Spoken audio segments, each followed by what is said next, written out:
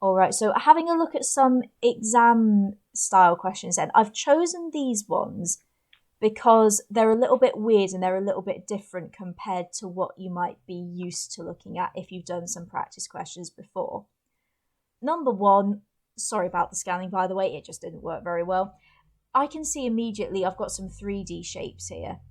It's really easy to think, oh God, it's 3D, this is going to be really complicated, but you don't actually have to do that because, well, okay, it's 3D, but we're still looking at the shape or the number of things or the angle, the position, the patterns, and so on. And Mm. again, we're going to start with the code to keep things nice and easy. So I can see I've got a letter K here and I've got a letter K over here. Is there anything you can see in common between these two boxes? Mm. That one's not easy to spot, is it? No. So let's ignore the K for now and come back to that later. Sometimes the first thing you look at just won't be the easiest thing to spot. So I've got Mm. an L. Well, there's not any other L's here. Well, I've got an M. Let's have a look at the M's. Is there an obvious similarity between those two? Well, they're both stripy, aren't they? Yeah. So this must be something to do with the pattern then, I can Yeah. tell. So if I look at this, I can see that M is stripy. Will whatever the first letter dictates for some be the same with all of them? Yeah, it generally will be. So we're going to have, if it's the pattern for this one, it will always be the pattern for all the others as well. If I Okay. now look back at the pattern, well, it's not on every single side, but this one's got a No, grey it's got side, some grey, hasn't it? and this one's got grey, so it must be to do with there's grey for K. Mm. So what must L be in So that L case? must be just plain white. Yeah. If we look at our mystery box, what colour do we have here? It's a White. white one. So we know that this must be L in that case because we've not got Yeah. this darker grey shading anywhere. So we So, can get rid of some of them, can't we? so I know this is L, so I can get rid of A, B is possible, get rid of C, D is possible, get rid of E. Yeah. Same thing again for the next one. So I've got F here and I've got F here. Do the two Fs have anything in common? They both got a bow on the top. Yeah, so we can say that F is the bow.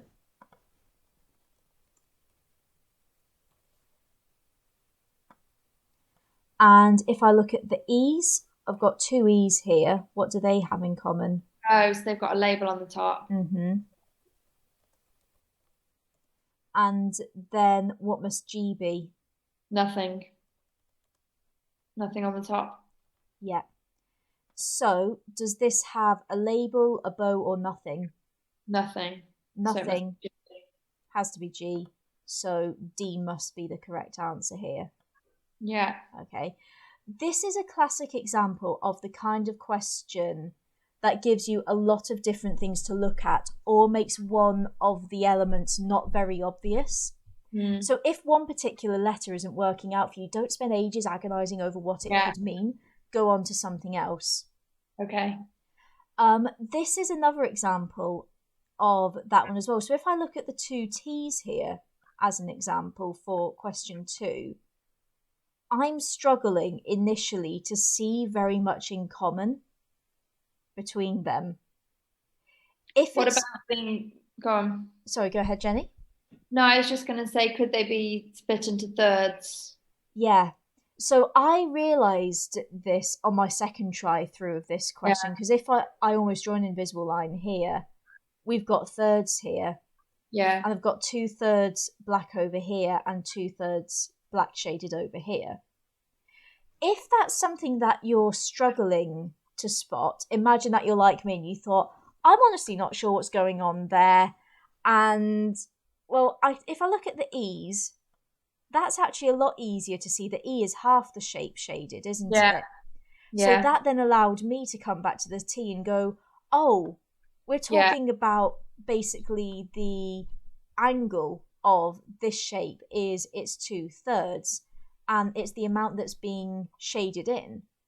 Great, okay, this helps me out a lot now. So I can say that T is basically like 2/3 shaded. And then E is a half shaded. So D, what might D be? So D could be a quarter shaded. Looks like. So going back onto this one then, do you think we've got a half, 2/3, or a quarter shaded in? 2/3 shaded. Yeah, and we can see actually the shading on this one looks quite similar to the T over here at a first glance as well, doesn't it? So I'm saying, well, it's 2/3, so it has to start with a D.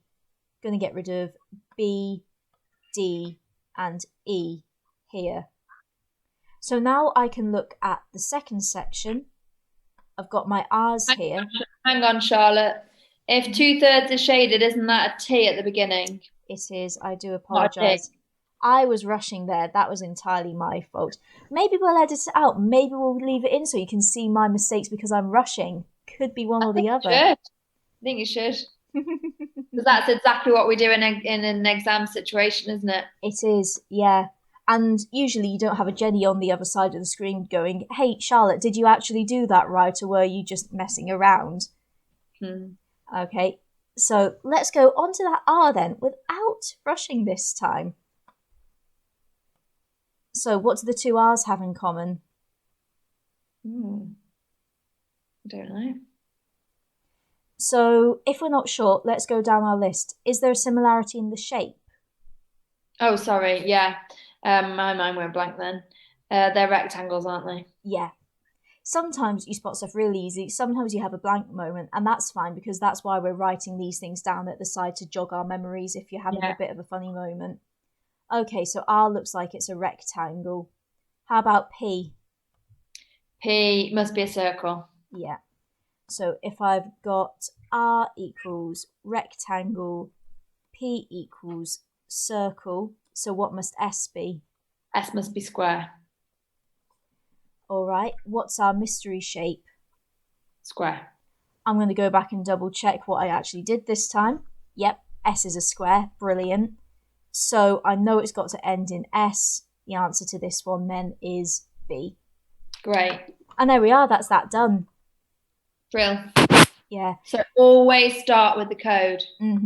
Start with the code is your top tip from this one. Start with the code. Look for similarities. Write them down.